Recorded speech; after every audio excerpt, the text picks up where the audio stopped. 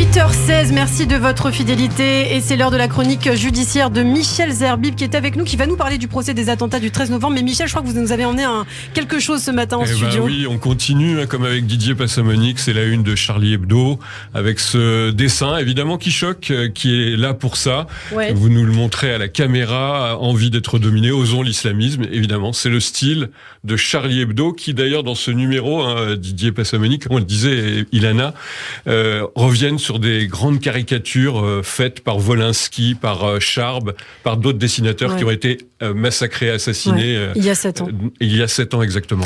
Alors le procès des attentats du 13 novembre 2015 à présent, on y revient, on en parle tous les matins avec vous, Michel, sur Radio J. Vous nous disiez hier qu'il n'était pas sûr que le procès justement reprenne en raison de la situation sanitaire du principal accusé, Salah Abdeslam, qui a la Covid-19. Mais finalement, l'avis de la défense du terroriste a demandé une contre-expertise car l'individu est toujours positif. Alors qu'est-ce qui se passe exactement ? Exactement. Alors cet attentat, on le dit, c'était celui après justement Charlie Hebdo, l'hypercachère, assassinat de masse.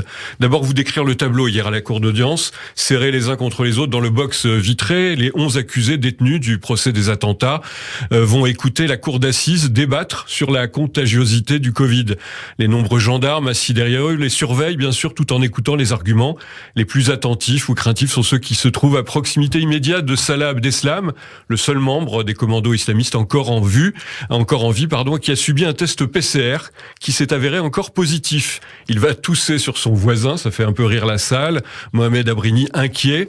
Les autres accusés voisins essaient de s'écarter un peu nerveux de peur de la contagion. Alors c'est vrai, Ilana, ça a été un débat tout à fait étonnant, un peu surréaliste, et on s'est posé cette question. Oui, on s'est posé cette question. Quelle est l'origine, Michel, de cette cacophonie avec Salah Abdeslam, puisque le terroriste était présent alors que ses avocats disaient qu'il n'était pas là, en fait. À l'origine de cette problématique, une étonnante querelle d'experts.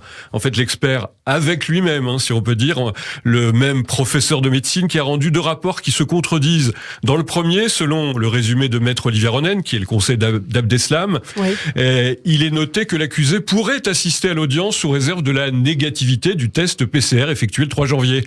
Or, ce test est positif, mais dans un second rapport, on essaie d'expliquer ça, cité par le président Périès, le professeur le même relève que le patient souffre d'une affection du Covid, mais sans signe de gravité ni complication, et donc autorise son retour aux assises, car sa positivité au virus est très faible. Voilà pourquoi donc Maître Ronen qualifie les travaux du professeur de fumisterie totale, soutenue par les autres avocats de la défense. Un des ténors du barreau parisien, Christian Saint-Palais, très en verbe, lui aussi fera des piques sur le président en le rendant éventuellement responsable d'une hypothétique épidémie qui décimerait le box.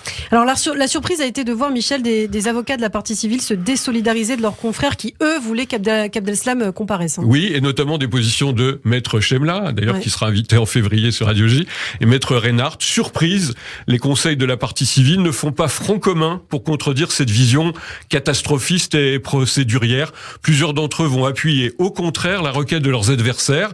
Le ministère public, par la voix de l'avocate générale, trouve pour sa part que l'expert, un tantinet changeant, c'est vrai, est intéressant et parle du risque de devoir suspendre plusieurs semaines le procès, car la positivité du test PCR peut, selon elle, perdurer 1 mois après la guérison. Et que faire si Salah Abdeslam refuse de subir un nouveau test ? C'est d'ailleurs ce qu'il aurait affirmé en dehors du prétoire, nous dit-elle. Alors, la Cour va, Ilana, se retirer pour délibérer. Il était 15h hier, et ça va durer 3 heures. Dans le box, les journalistes qualifient de cluster en puissance.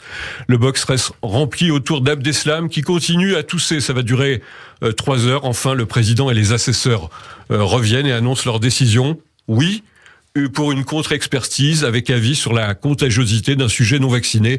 Résultat des courses, si l'on peut dire. L'audience est suspendue jusqu'au mardi 11 janvier.